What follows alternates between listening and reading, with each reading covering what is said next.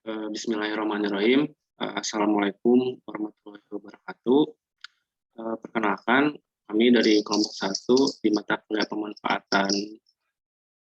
pemanfaatan pengendalian ruang dari kelas C.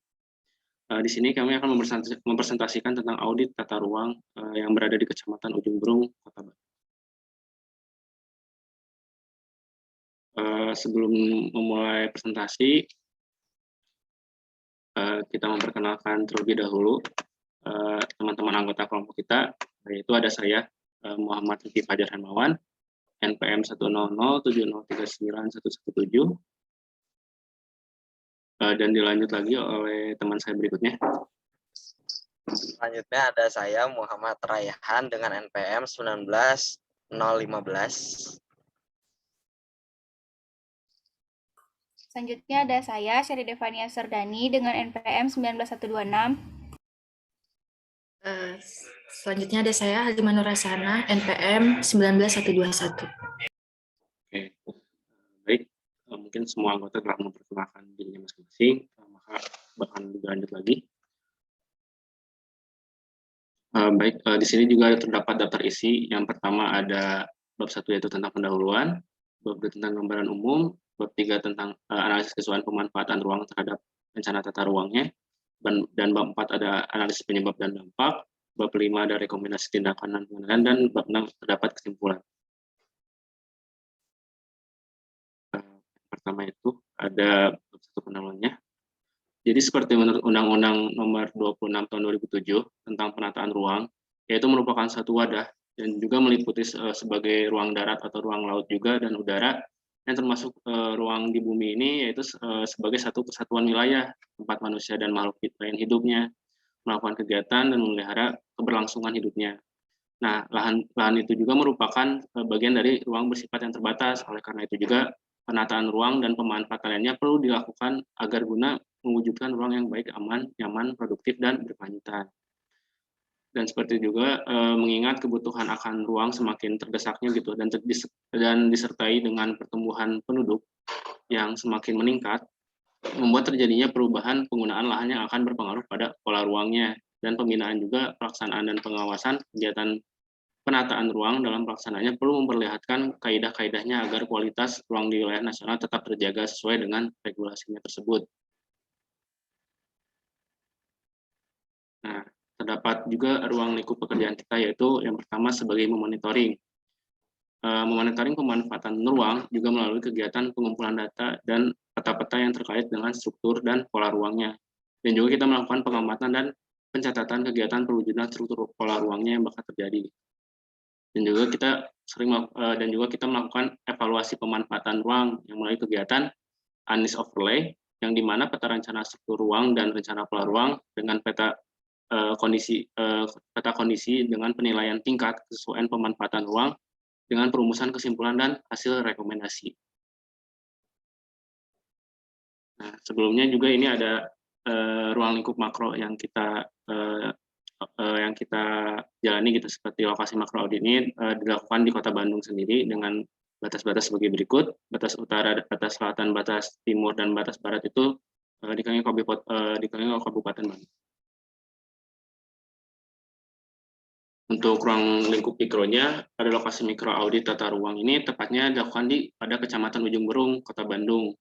Yaitu terdapat di bagian timur Kota Bandung, dan juga secara administrasi juga Ujung Berung juga berbatasan dengan bagian utaranya berbatasan dengan Kecamatan Cimenyan, Kota Bandung, dan Kecamatan Cilengkrang. Dan juga bagian timur ada Kecamatan Cibiru, dan bagian selatan ada Kecamatan Racamanik, Kecamatan Cinambo, dan Kecamatan Panjilkan. Dan terakhir ada bagian barat, yaitu terdapat Kecamatan Mandala Jati. Metodologi yang kita gunakan itu yaitu seperti metode overlay, yang pada peta penggunaan lahan Kecamatan Ujung Berung dan dengan disandingkan dengan peta perencanaan pola ruang Kecamatan Ujung Berung, dan melakukan juga pengecekan penyimpangan lahannya dengan ketentuan, penentuan, dan zonasinya untuk melihat diperbolehkannya atau tidaknya penggunaan lahan tersebut yang berada di Kecamatan Ujung Berung. Nah, terdapat juga gambaran umumnya seperti letak geografisnya sendiri, secara administrasi juga kawasan perencanaan ini berbatasan langsung juga seperti tadi juga di bagian utara ada Kecamatan Kuningan, bagian timur Kecamatan Cibiru, bagian selatan ada Kecamatan Acamanik, Cinambo, dan Kecamatan Cipukan, bagian barat juga ada Kecamatan Mandala Jati. Pada umumnya juga Kecamatan Ujung Berung juga terletak di sebelah timur dengan posisi paling timur jika bila mengikuti alur perjalanan dari arah pusat Kota Bandung gitu. Dan Kecamatan Ujung Berung juga termasuk di dalam wilayah Kota Bandung yang dahulunya dikenal dengan nama Kota Madya Bandung. Daerah tersebut juga terletak di bagian timur Kota Bandung pada jarak kilometer 12 dari pusat Kota Bandung dari arah timurnya gitu, ke arah menuju timur. Baik, di sini ada kependudukan dari Kecamatan Ujung Berung gitu ya. Dari tabel yang di atas kita juga mengetahui juga terdapat yang kelurahan yang memiliki luas wilayah yang paling besar, yaitu ada di Kelurahan Pasanggerahan dengan jumlah penduduk sekitar 19.774 orang penduduk, dan untuk kepadatan penduduknya per kilometer persegi paling padat juga berada di Kelurahan Cigending. Di sini pun ada tempat peribadatan juga, yang dimana mungkin untuk tempat peribadatan gereja Protestan itu masih terdapat kurangnya juga di Kecamatan Jemberung. Untuk sarana kesehatannya juga masih kurangnya juga rumah sakit, rumah bersalin, akan tetapi di setiap kelurahan memiliki balai pengobatannya masing-masing. Dan juga terdapat juga beberapa pendidikan seperti SD, SMP, SMA yang sudah memenuhi di beberapa kelurahan. Baik, mungkin akan dilanjut lagi oleh teman saya tentang terkait kesesuaian pemanfaatan ruang terhadap rencana tata ruang.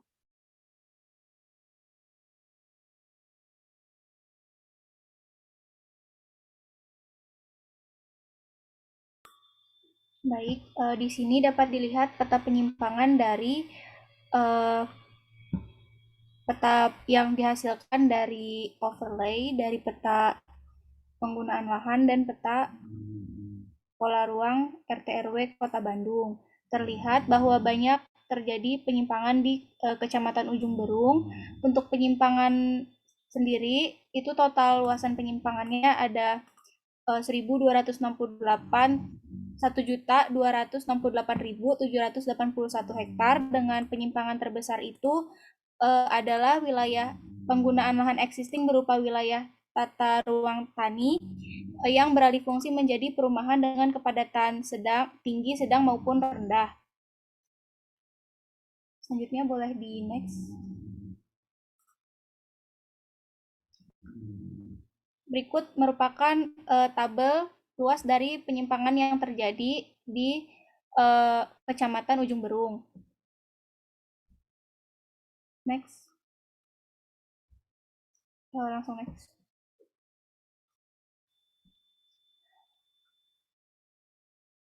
Dapat dilihat ini merupakan peta pola ruang RT RW dan peta penggunaan lahan. Terjadi banyak penyimpangan, terutama untuk yang daerah pertanian seperti yang sudah saya sebutkan sebelumnya. Next.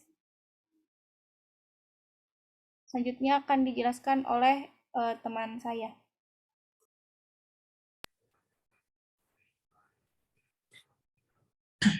Jadi di sini saya akan menjelaskan tentang penyebab dan dampak dari adanya penyimpangan pemanfaatan ruang di Kecamatan Ujung Berung. Jadi dilihat dari analisis sebelumnya bahwa terdapat banyak penyimpangan yang terjadi di Kecamatan Ujung Berung. Hal ini disebabkan oleh tingkat pertumbuhan penduduk Kota Bandung yang terus meningkat, sehingga membuat kebutuhan lahan juga ikut meningkat, yang mengharuskan adanya konversi lahan untuk menunjang aktivitas masyarakat di dalamnya. Dampak-dampak dari penyimpangan pemanfaatan lahan ini dapat berdampak negatif. Salah satunya itu dapat membahayakan keselamatan masyarakat karena adanya perubahan fungsi lahan dari kawasan lindung seperti STH, sempadan Sutet, sempadan sungai, di mana seharusnya di kawasan-kawasan itu tidak diperbolehkan untuk menjadi kawasan permukiman. Namun pada kenyataannya justru di kawasan-kawasan tersebut dipergunakan atau dialihfungsikan lahannya menjadi lahan permukiman sehingga dapat membahayakan keselamatan masyarakatnya. Selain itu juga dapat menimbulkan bencana seperti banjir dan longsor karena kurangnya zona penyerapan air yang akhirnya membuat air tidak terserap dan merusak lapisan tanah sehingga terjadi banjir dan longsor. Next. Selanjutnya akan dijelaskan oleh Muhammad Raihan. Ya, di sini ada bab 5 yaitu rekomendasi tindakan pengendalian. Jadi di sini ada 2 rekomendasi yang kami sarankan. Jadi rekomendasi berikut saran juga. Di sini ada disinsentif dan insentif. Untuk disinsentif sendiri dilakukan kepada masyarakat, pengusaha maupun pihak swasta yang terindikasi melakukan pelanggaran dan juga pihak yang terindikasi tidak ikut serta dalam perwujudan rencana yang telah dirancang. Salah satu program yang dapat dilakukan ialah kewajiban memberikan kompensasi, kewajiban memberikan imbalan, dan pemberian syarat khusus lainnya. Untuk rekomendasi atau saran insentif, jadi intensif ini diberikan kepada masyarakat, pengusaha, maupun pihak swasta yang mendukung kegiatan dalam perwujudan rencana. Insentif sendiri dapat diberikan kepada pelaku yang bisa memberikan keringanan dalam pajak, serta perizinannya juga dipermudah bagi para pelaku-pelaku masyarakat, pengusaha, maupun pihak swasta yang mendukung. Next.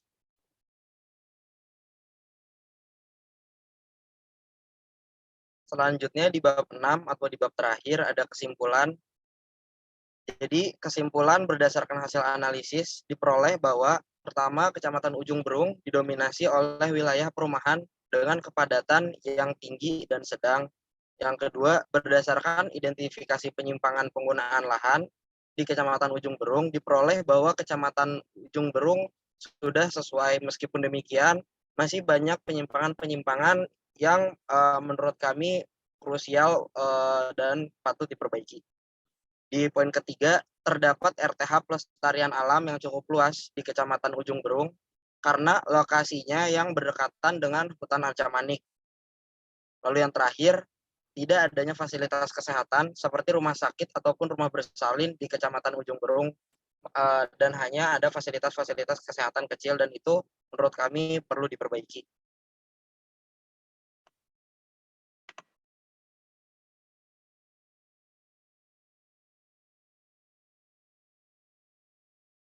Baik, alhamdulillah mungkin presentasi dari kami sudah selesai dari Kecamatan Ujung Berung. Terima kasih banyak atas perhatiannya. Mohon maaf bila juga ada kata-kata yang mungkin dari kami masih salah atau penyampaian kami masih salah. Semoga informasi ini juga bisa diterima oleh masyarakat dan juga terima kasih banyak sebelumnya. Assalamualaikum warahmatullahi wabarakatuh.